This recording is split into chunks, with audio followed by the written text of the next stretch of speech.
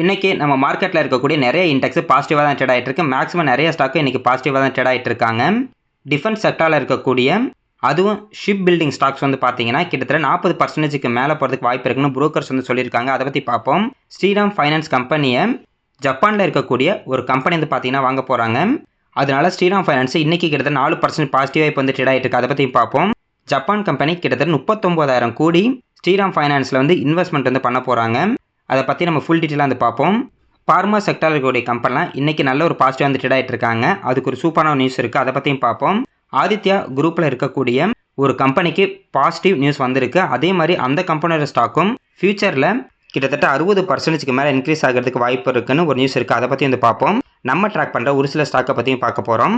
ஸ்டாக்கை பற்றி பார்க்கறதுக்கு முன்னாடி how to avoid loss and என் கன்ஸ்டன்ட்லி இந்த ஸ்டாக் மார்க்கெட் இதிலிருந்து ஒரு டிப்ஸ் ஒன்று வந்து பார்த்துடலாம். இந்த புக்கு வந்து பார்த்தீங்கன்னா ஸ்டாக் மார்க்கெட்டில் ரொம்ப சூப்பரான ஒரு புக்கு. நீங்களும் படித்து பாருங்கள். நிறைய நாலேஜ் இந்த புக்கில் இருந்து உங்களுக்கு வந்து கிடைக்கும். இந்த புக்கோட ஆர்த்தர் வந்து என்ன சொல்லியிருப்பாருன்னா, மேக்ஸிமம் ஒரு கம்பெனி நம்ம இன்வெஸ்ட்மெண்ட் பண்ணும்போது அந்த கம்பெனி எவ்வளவு சேல்ஸ் குரோத் கொடுத்துருக்காங்க, எவ்வளவு ப்ராஃபிட் குரோத் கொடுத்துருக்காங்க அப்படின்னு நம்ம வந்து செக் பண்ணுவோம். அப்படி ஒரு கம்பெனி சேல்ஸ் குரோத்தோ ப்ராஃபிட் குரோத்தோ கொடுக்கும் போது அந்த கம்பெனி வந்து பார்த்தீங்கன்னா நம்மளை ஏமாத்துறதுக்கு ஒரு வாய்ப்பு இருக்கும்.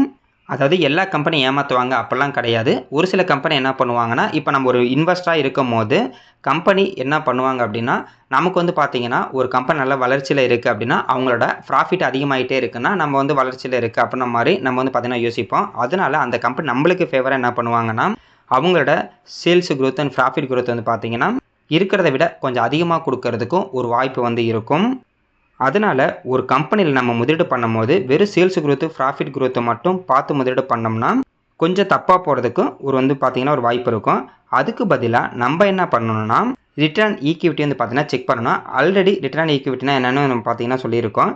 இது வந்து பார்த்திங்கன்னா நம்ம இன்வெஸ்டர் அமௌண்ட், அதாவது நம்ம அமௌண்ட்டை ஒரு கம்பெனி எவ்வளவு எஃபிஷியண்ட்டாக யூஸ் பண்ணுறாங்க அப்படிங்கிற ஒரு விஷயம் தான் ரிட்டர்ன் ஈக்விட்டிலேருந்து நம்மளால் வந்து தெரிஞ்சுக்க முடியும். மினிமம் இந்த ரிட்டர்ன் ஈக்விட்டி வந்து பார்த்தீங்கன்னா 20% மேலே இருந்துச்சு அப்படின்னா அந்த கம்பெனி நம்மளோட காசை, அதாவது இன்வெஸ்டர்ஸ் காசை நல்லா யூஸ் பண்ணுறாங்க அப்படின்ற மாதிரி அர்த்தம். அதனால் நீங்கள் இப்போ வேல்யூ இன்வெஸ்டிங்லாம் பண்ணும்போது எப்படி பிஇ ரேஷியோ மற்ற ரேஷியோலாம் பார்க்குறோமோ அது கூட சேர்த்து நம்ம இந்த ரிட்டர்ன் ஈக்விட்டியும் வந்து பார்த்தீங்கன்னா செக் பண்ண வந்து ஆரம்பிக்கணும். அதே மாதிரி ஒரு கம்பெனி ஸ்டாக்கோட ப்ரைஸ் நல்லா இன்க்ரீஸ் ஆகிட்டு இருக்குது அப்படின்னு வந்து பார்த்தீங்கன்னா போய் ரிட்டர்ன் ஈக்விட்டி போய் செக் பண்ணி பாருங்கள். ரிட்டர்ன் ஈக்விட்டி வந்து பார்த்தீங்கன்னா கொஞ்சம் அதிகமாக தான் இருக்குது. 20-30% இருக்கும். எப்பயுமே ஒரு கம்பெனி நம்ம முதலீடு பண்ணும்போது ரிட்டர்ன் ஈக்விட்டி வந்து பார்த்தீங்கன்னா கண்டிப்பாக வந்து செக் பண்ணணும். இந்த ரிட்டர்ன் ஈக்விட்டி வந்து பார்த்தீங்கன்னா வேறு செக்டாரில் வேறு பர்சன்டேஜில் வந்து இருக்கும். மேக்ஸிமம் நாம் இன்வெஸ்ட்மெண்ட் வந்து பண்ணும்போது பார்த்தீங்கன்னா கண்டிப்பாக நான் வந்து ரிட்டர்ன் ஈக்விட்டி வந்து செக் பண்ணுவேன். இன்றைக்கி நிஃப்டி 50 ஓரளவுக்கு வந்து பார்த்தீங்கன்னா நல்ல ஒரு பாசிட்டிவ் வந்து ட்ரேட் ஆகிட்டு இருக்காங்க. இன்றைக்கி கிட்டத்தட்ட 0.67% பாசிட்டிவ் வந்து ட்ரேட் ஆகிட்டு இருந்துச்சு. அதாவது ஒரு 170 புள்ளிக்கு மேலே பாசிட்டிவாக தான் நம்ம மார்க்கெட் இன்றைக்கி வந்து ட்ரேட் ஆகிட்டு இருந்துச்சு. இப்போ நம்ம மார்க்கெட் எப்படி ட்ரேட் ஆகுதுன்னா திங்கள் செவ்வாய் புதன்லாம் கீழே போகிறாங்க. வியாழன் வெளியெல்லாம் வந்து பார்த்தீங்கன்னா ஓரளவுக்கு பாசிட்டிவாக இருக்காங்க. இன்றைக்கி வீக்கெண்டு இருந்தாலும் இன்றைக்கி நம்ம மார்க்கெட் வந்து பார்த்தீங்கன்னா பாசிட்டிவாக தான் இருக்குது. நிஃப்டி 50 மட்டும் இல்லை, நிறைய இண்டெக்ஸ் இன்றைக்கி பாசிட்டிவாக தான் இருந்தாங்க. நம்ம ட்ராக் பண்ணிட்டு இருக்கக்கூடிய எம்ஓ டிஃபென்ஸ் இன்றைக்கி கிட்டத்தட்ட 1.79% வந்து பார்த்தீங்கன்னா பாசிட்டிவ். சில்வர் பீஸு கொஞ்சம் நெகட்டிவ்ல இருந்தாங்க. கோல்டு பீஸு இன்றைக்கி கொஞ்சம் நெகட்டிவ்ல இருந்தாங்க. சில்வர் அண்ட் கோல்டு இன்றைக்கி கொஞ்சம் நெகட்டிவாக தான் இருக்காங்க. ஆட்டோ பீஸு 0.93% பாசிட்டிவ். பார்மா பீஸு 0.65% பாசிட்டிவ். ஐடி பீஸு 0.19% பாசிட்டிவ். நிஃப்டி பீஸு 0.56% வந்து பாசிட்டிவ். Mid 150 piece 0.72% positive. இந்த மாதிரி கண்டினியூவாக பாசிட்டிவாக இருந்தால் பரவாயில்ல. என்ன தான் மார்க்கெட் வந்து பாசிட்டிவாக இருந்தாலும் நம்ம ஹோல்டிங்கில் இருக்க ஸ்டாக்லாம் வந்து பார்த்தீங்கன்னா ஃபுல்லாக நெகட்டிவில் தான் இருந்துகிட்டு இருக்கு. ஐஓசி இந்தியன் ஆயில் கார்பரேஷன் நேற்று இந்த ஸ்டாக்கோட ப்ரைஸு கிட்டத்தட்ட ஒரு 3% நம்ம நெகட்டிவில் இருந்துச்சு. அதுக்கு ஒரு ரீசனே இருக்குது. இவங்க வந்து பார்த்தீங்கன்னா டிவிடெண்ட் வந்து கொடுத்துருந்தாங்க. ஒரு ஷேருக்கு ₹5 டிவிடெண்ட் கொடுத்துருந்தாங்க. அதுக்கான ரெக்கார்ட் டேட் வந்து பார்த்தீங்கன்னா 18 டிசம்பர் 2025, அதாவது நேற்று தான். நேற்று இந்த ஸ்டாக்கு யார்கிட்டலாம் இருந்துச்சோ அவங்களுக்கு ஒரு ஷேருக்கு வந்து பார்த்தீங்கன்னா ₹5 டிவிடெண்ட் வந்து பார்த்தீங்கன்னா வந்துடும். மேக்ஸிமம் கம்பெனி பாலிசி படி வந்து பார்த்தீங்கன்னா ஒரு மாதத்துக்குள்ளே நம்ம பேங்க் அக்கௌண்ட்டுக்கு இந்த டிவிடெண்ட்டை பார்த்தீங்கன்னா டேரெக்டாக வந்து கிரெடிட் வந்து பண்ணிவிடுவாங்க. இந்த 2025 2 தடவை இவங்க வந்து பார்த்தீங்கன்னா டிவிடெண்ட் வந்து கொடுத்துருக்காங்க. ஆகஸ்ட் மாதம் ஒரு ஷேருக்கு ₹3, இப்போ டிசம்பர் 2025 வந்து பார்த்தீங்கன்னா ஒரு ஷேருக்கு ₹5 வந்து டிவிடெண்ட் கொடுத்துருக்காங்க. அப்போ டோட்டலாக ₹8 வந்து பார்த்தீங்கன்னா டிவிடெண்ட் வந்து கொடுத்துருக்காங்க. எப்படி பார்த்தாலுமே டிவிடெண்ட் ஈல்டு கிட்டத்தட்ட 5% பக்கத்தில் இருக்குது. இது வந்து பார்த்தீங்கன்னா சூப்பரான ஒரு கம்பெனி தான். ஏன்னா இந்தியன் ஆயில் கார்பரேஷனை பற்றி நம்மளுக்கு தெரியும். அதாவது நம்ம பெட்ரோல் பங்க் தான். டிவிடெண்ட் ஈல்டு வந்து பார்த்தீங்கன்னா 5%க்கு மேலே நல்ல ஒரு டீசெண்டான ஒரு டிவிடெண்ட் ஈல்டாகவே வந்து இருக்குது. அடுத்தது டிஃபென்ஸ் ஸ்டாக்கில் வந்து பார்த்தீங்கன்னா ஷிப் பில்டிங் பிஸ்னஸில் இருக்கக்கூடிய ஸ்டாக்கோட ப்ரைஸ்லாம் இப்போ இருக்க கரண்ட் ப்ரைஸில் இருந்து ரொம்ப அதிகமாகிறதுக்கு வாய்ப்பு இருக்குன்னு புரோக்கர்ஸ் வந்து சொல்லியிருக்காங்க.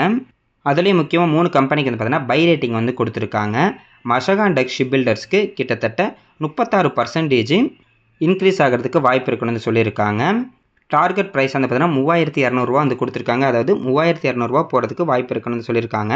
அடுத்தது கொச்சின் ஷிப்யார்டு கிட்டத்தட்ட கரண்ட் ப்ரைஸ் வந்து 44% இன்க்ரீஸ் ஆகிறதுக்கு வாய்ப்பு இருக்குன்னு சொல்லியிருக்காங்க. 2175 பார்த்தீங்கன்னா டார்கெட் வந்து கொடுத்துருக்காங்க. அடுத்தது ஜிஆர்எஸ்சி அதாவது கார்டன் ரீச்சுக்கு வந்து பார்த்தீங்கன்னா கிட்டத்தட்ட 2800 போகிறதுக்கு வாய்ப்பு இருக்குன்னு சொல்லியிருக்காங்க. 26% இன்க்ரீஸ் ஆகிறதுக்கு வாய்ப்பு இருக்குன்னு சொல்லியிருக்காங்க. இப்படி இன்க்ரீஸ் ஆனால் ரொம்ப நல்லா இருக்குங்க. ஏற்கனவே டிஃபென்ஸ் செக்டாரில் இருக்கக்கூடிய பர்டிகுலராக இந்த ஷிப் பில்டிங் ஸ்டாக் எல்லாமே வந்து பார்த்தீங்கன்னா கொஞ்சம் கீழே தான் இருக்குது. அதுவும் இல்லாமல் இன்னும் ஒரு சில டிஃபென்ஸ் ஸ்டாக்ஸ் எல்லாமே கீழே தான் வந்து இருக்காங்க. இவங்க சொல்கிற மாதிரி அப்படியே இன்க்ரீஸ் ஆனால் ரொம்ப நல்லாயிருக்கும். நான் வந்து பார்த்தீங்கன்னா இப்போ கொஞ்ச நாளைக்கு முன்னாடி தான் இந்த ஸ்டாக்கை வாங்கியிருந்தேன். ஒரு 2 வாரத்துக்கு முன்னாடியே நான் வந்து கரெக்டாக அந்த 3010 நம்ம இருக்கும்போது வாங்கினேன். கொஞ்சம் அவசரப்பட்டு தான் வாங்கினேன். அதுக்கப்புறம் ஃபுல்லாக கீழே போய்கிட்டு இருக்கு. இன்றைக்கி ஒரு 3 குவான்டிட்டி மட்டும் கொஞ்சமாக வந்து அக்முலேட் வந்து பண்ணியிருக்கேன். பார்க்கலாம், மேபி இன்னும் மார்க்கெட் வந்து கீழே போகுது அப்படின்னா இதுக்கு முன்னாடி உள்ள லோ அப்படின்னு 2000 இருக்குது. மேபி அங்கே போணுச்சுன்னா கூட நம்மளுக்கு நல்ல ஒரு வாய்ப்பாக இருக்கும். இல்லை இந்த புரோக்கர் சொல்கிற மாதிரி அப்படியே ரிவர்ஸ் ஆகி மேலே போணுச்சுன்னா ரொம்ப நல்லாவும் இருக்கும். வெயிட் பண்ணி வந்து பார்ப்போம்.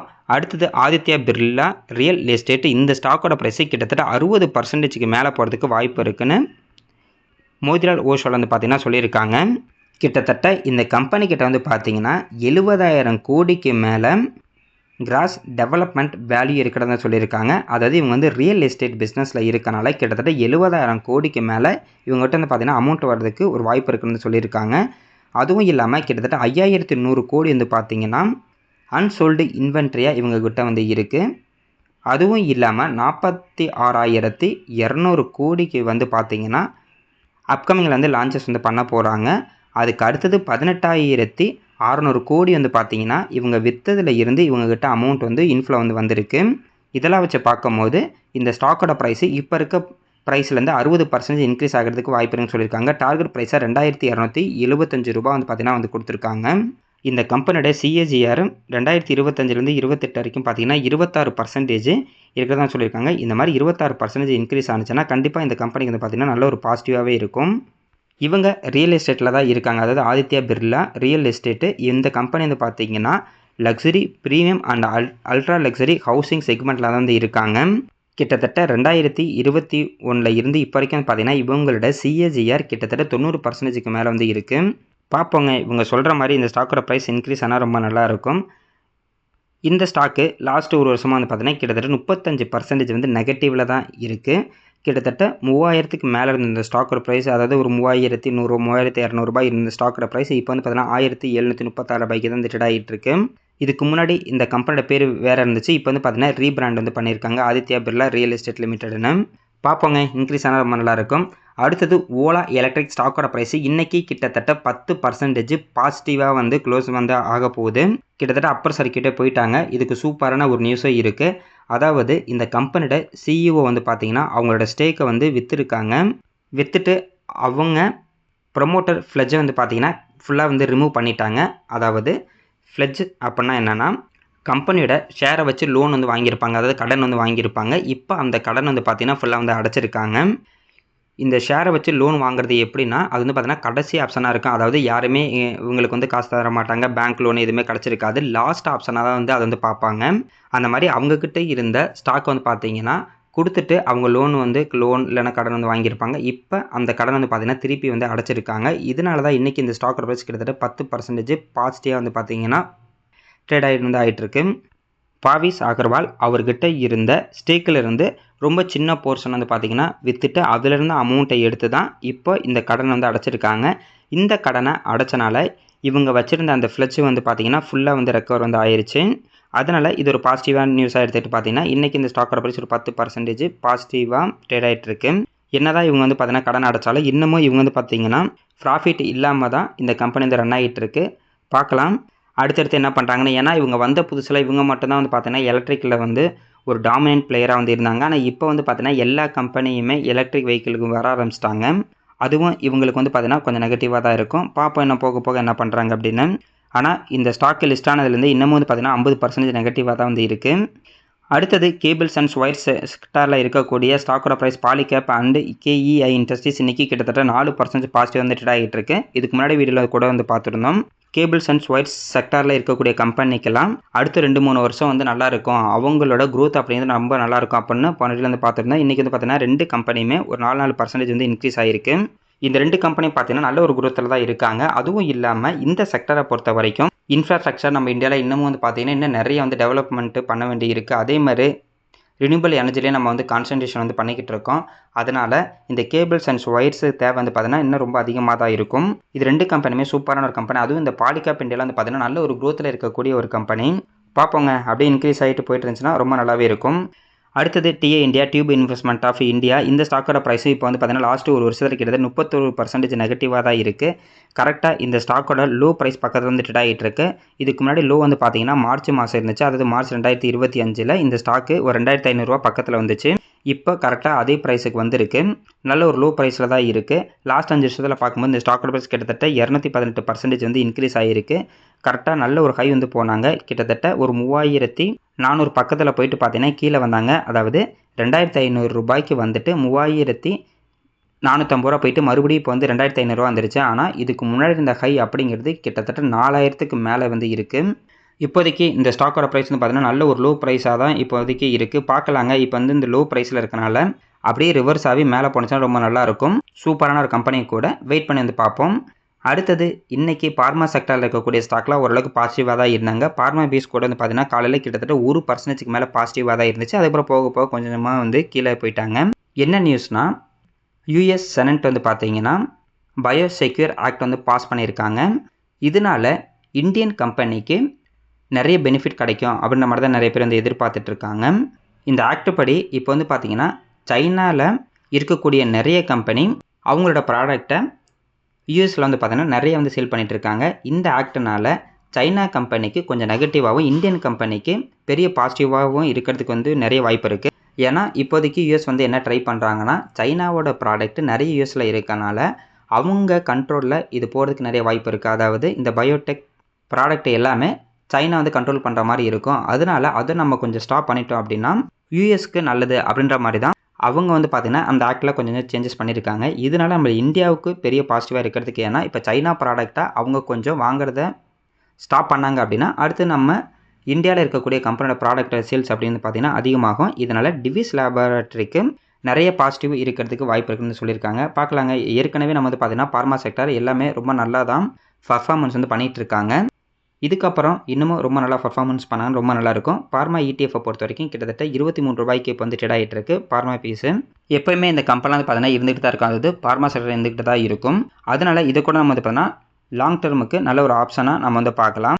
அடுத்தது ஸ்ரீராம் ஃபைனான்ஸு கிட்டத்தட்ட 20% ஸ்டேக்கை ஜப்பானில் இருக்கக்கூடிய MUFG கம்பெனி வந்து பார்த்திங்கன்னா வாங்கியிருக்காங்க. கிட்டத்தட்ட இன்வெஸ்ட்மெண்ட் வந்து பார்த்திங்கன்னா 39,600 கோடி டாலர் படி பார்க்கும்போது 4.4 பில்லியன் US வந்து பார்த்திங்கன்னா டேரெக்டாகவே வந்து இன்வெஸ்ட்மெண்ட் வந்து பண்ணியிருக்காங்க. இது வந்து பார்த்திங்கன்னா ஃபைனான்ஸ் செக்டாரில் இருக்கக்கூடிய கம்பெனிஸ்லேயே பெரிய இன்வெஸ்ட்மெண்ட்டு இவங்க தான் வந்து பண்ணியிருக்காங்க.